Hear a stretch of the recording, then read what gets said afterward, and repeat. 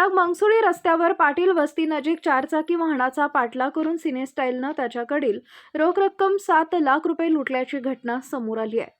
या चारचाकी वाहनाचा पाठलाग करणारे चोर हे 2 चारचाकी वाहनातून पसार झालेत। लक्ष्मण कदम वय वर्ष 29 व विकास शंकरराव सोनटक्के वय वर्ष 35 राहणार दोघे मुळशी पुणे असं लूट झालेल्या व्यापाऱ्यांची नावं आहेत। किराणा मालाच्या खरेदीसाठी हे दोघे 7 लाख रुपये रोख रक्कम घेऊन पुण्याहून विजापूरला पिकअप वाहनातून जात असताना बेडग मंगसुळी रस्त्यावर 2 चारचाकी गाड्यांनी पाठलाग करून चारचाकी वाहन अडवे मारून कोयत्यानं पिकअपच्या काचावर मारला। यावेळी भयभीत झालेल्या या व्यापाऱ्यांनी पिकअप रस्त्यावर बाजूला लावून गाडी सोडून पळाले। लुटारूंनी गाडीतून उतरून पिकअप गाडीतील 7 लाख रुपये रक्कम घेऊन पसार झाले। हा लुटीचा प्रकार पहाटेच्या 4 वाजता घडला।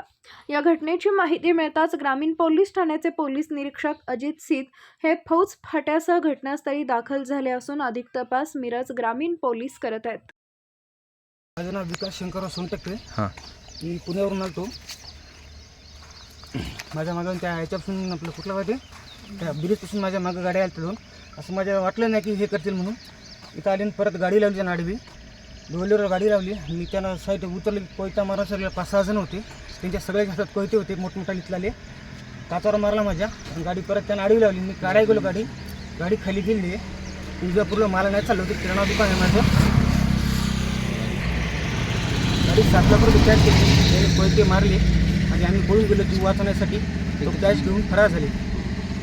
गाडीने आम्हाला अडवलं होतं। त्या गाडीचा नंबर MH10 DT 4517 हा होता। आणि स्विफ्ट एक होती पण स्विफ्टचा नंबर काही दिसलेला नाही आहे। असे मिळून 5-7 लोक होते। त्यांच्या हातात कोयते तलवारी वगैरे होते।